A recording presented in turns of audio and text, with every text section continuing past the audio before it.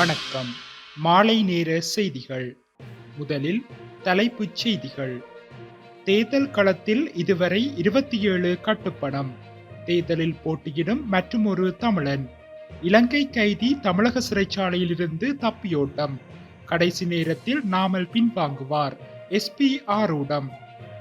விடுதலை புலிகளை ஒழித்தது போல் ஊழலையும் முற்றாக ஒழிப்பேன் என்கின்றார் Sarath Fonseka. Donald Trump Kamala Harris இடையே நேரடி விவாதம். பங்களாதேஷ் போராட்டத்திற்கு தலைமை தாங்கிய மாணவர்களுக்கு இடைக்கால அரசாங்க பதவி தொடர்பென விரிவான செய்திகள். எதிர்வரும் ஜனாதிபதி தேர்தலுக்காக நேற்றைய தினம் வரையில் 27 வேட்பாளர்கள் கட்டுப்பணம் செலுத்தியுள்ளதாக தேர்தல்கள் ஆணைக்குழு தெரிவித்துள்ளது. இதன்படி அங்கீகரிக்கப்பட்ட கட்சிகளைச் சேர்ந்த 13 பேரும், சுயேட்சை வேட்பாளர்கள் 13 பேரும் கட்டுப்பணம் செலுத்தியுள்ளதாக தெரிவிக்கப்பட்டுள்ளது.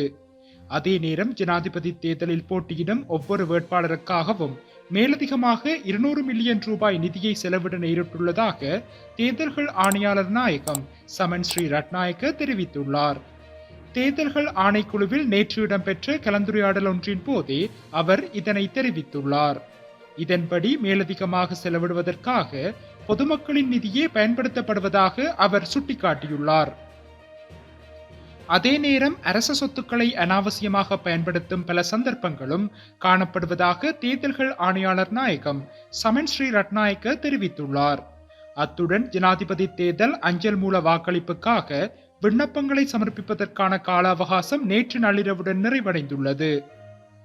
எதிர்வரும் செப்டம்பர் 21 நடைபெறவுள்ள ஜனாதிபதி தேர்தலில் முன்னாள் நாடாளுமன்ற உறுப்பினர் எம் திலகராஜ் சுயாதீன வேட்பாளராக களமிறங்க உள்ளார். மலேக அரசியல் அரங்கத்தின் உயர்மட்ட தீர்மானத்தின் அடிப்படையில் அரங்கத்தின் தலைமை ஒருங்கிணைப்பாளர் மயில்வாகனம் திலகராஜ் சுயாதீன வேட்பாளராக பங்கு பெறுவதற்காக கட்டுப்பணம் செலுத்தப்பட்டுள்ளது. ஜனாதிபதி பதவியை வெல்வதற்காக அல்ல, மலேக தமிழ் மக்களுக்காக வெல்ல வேண்டிய பல உரிமைகளை தேசிய தளத்தில் சொல்வதற்காக எனும் எண்ணக்கருவை முன்வைத்தே திலகர் போட்டியிடுகின்றார். 2000ஆம் ஆண்டு கொழும்பு பல்கலைக்கழகத்தில் தனது பட்டப்படிப்பை நிறைவு செய்த காலம் முதல் தன்னை முழுமையான இலக்கிய, சமூக, அரசியல் செயற்பாட்டாளராக ஈடுபடுத்திக் கொண்ட திலகர் 2015 தொடக்கம் 2020 வரையான காலப்பகுதியில் இலங்கை நாடாளுமன்ற உறுப்பினராகவும் பணியாற்றியுள்ளார். தமிழகத்தின் திருச்சி சிறைச்சாலையில் தடுத்து வைக்கப்பட்டிருந்த 40 வயதான இலங்கை கைதியொருவர் தப்பி சென்றுள்ளார்.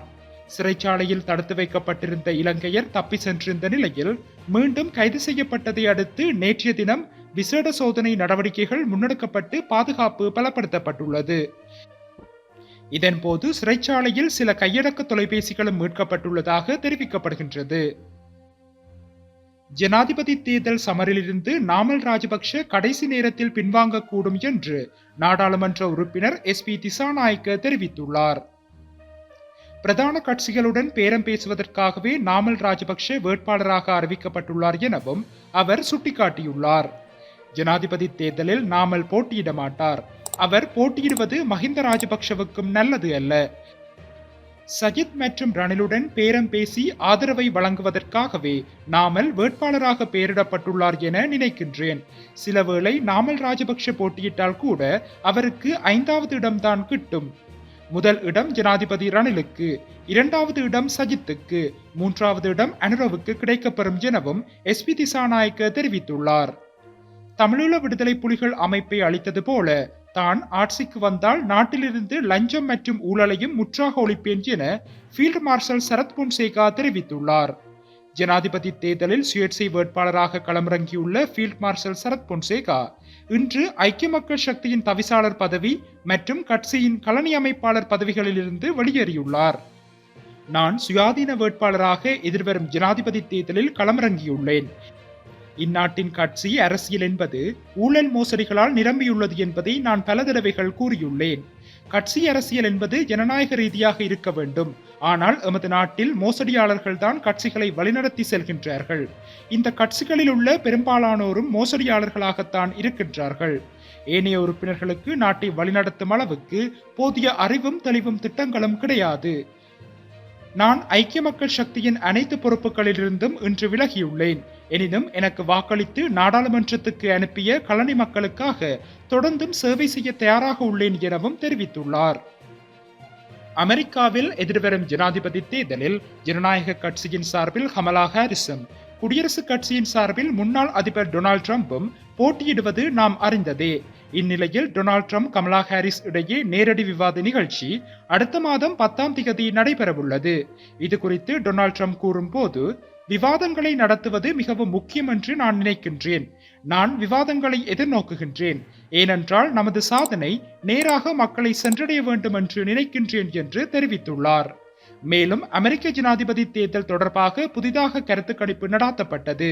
இதில் டொனால்ட் ட்ரம்பை விட கமலா ஹாரிஸ் 5 புள்ளிகள் முன்னிலையில் இருப்பதாக தெரிவிக்கப்பட்டுள்ளது. கமலா ஹாரிஸ் 42%, டொனால்ட் ட்ரம்ப் 37% ஆதரவை பெற்றுள்ளனர். பங்களாதேஷ் போராட்டத்திற்கு தலைமை தாங்கிய பாகுபாட்டிற்கு எதிரான மாணவர்கள் இயக்கத்தின் 2 தலைவர்களான நகீத் இஸ்லாம் மற்றும் ஆஷிப் மஹ்மூத் ஆகியோருக்கு புதிய இடைக்கால அரசாங்க அமைச்சர் பதவி வழங்கப்பட்டுள்ளதாக பங்களாதேஷ் ஊடகங்கள் தெரிவிக்கின்றன. நகீத் இஸ்லாமுக்கு தபால் தொலைத்தொடர்பு மற்றும் தகவல் தொழில்நுட்ப அமைச்சும், ஆஷிப் மஹ்மூத்துக்கு இளைஞர் மற்றும் விளையாட்டு அமைச்சும் வழங்கப்பட்டுள்ளதாக ஊடக அறிக்கை தெரிவிக்கின்றது. பல்கலைக்கழக மாணவர்களான நகீத் இஸ்லாம் மற்றும் ஆஷிப் மஹ்மூத் 26 வயதுடையவர்கள் மற்றும் புதிய இடைக்கால அரசாங்கத்தின் 2 இளைய ஆலோசகர்கள்.